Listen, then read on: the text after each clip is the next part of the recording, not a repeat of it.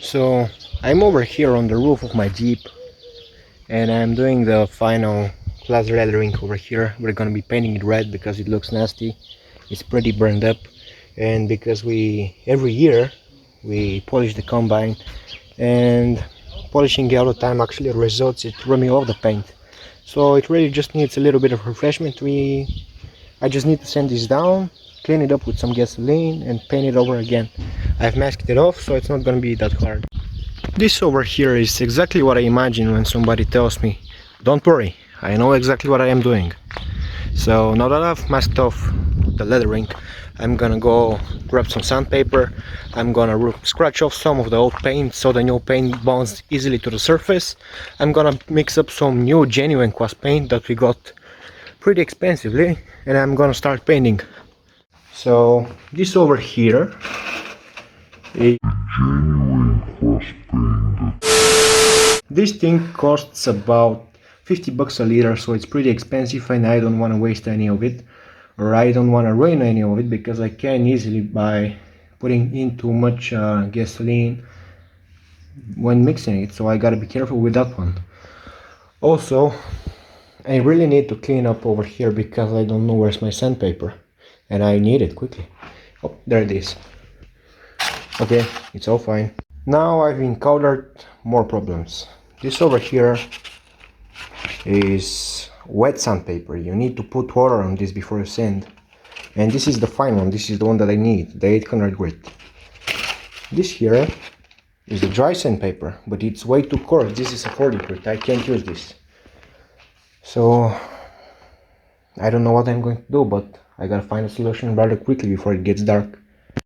So I didn't really find a good solution for this problem, but I'm gonna be using the wet sandpaper without water, because if I use water I might fuck up the tape over here. You gotta be really careful to not screw up the tape over here, so just go easily.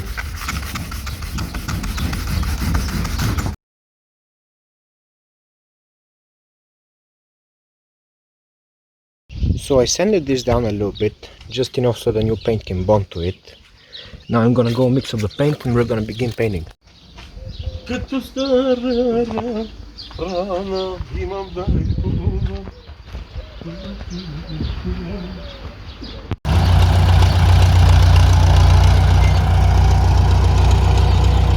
This one may have turned out the best in my opinion. I think I put in just enough paint over it to make it look good.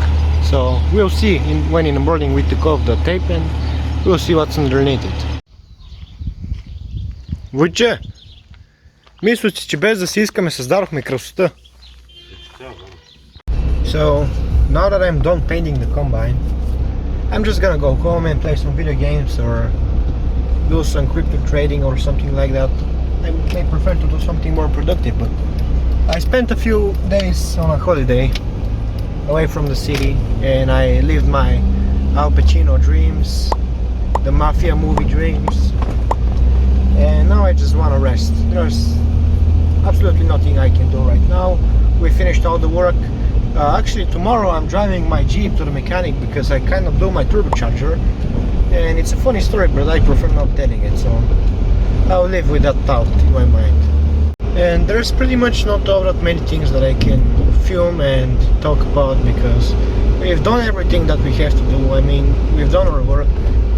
The wheat is growing fine, the sunflower is growing fine, the corn is growing fine. I mean, there's been a little bit of a drought, but it's not that bad.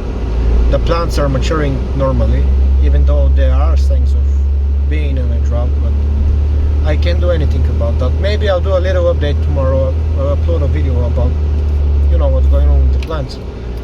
And what can I say? We have about 15 to 20 days until harvest, so we're just doing some work on the combine, on the trucks, on the tractors, and everything that we're gonna be needing, and we're gonna work. That's what we're supposed to do. We're supposed to work, of course. After all, we are people and we need money to buy food and cigars and expensive watches and cars and all the good stuff, you know.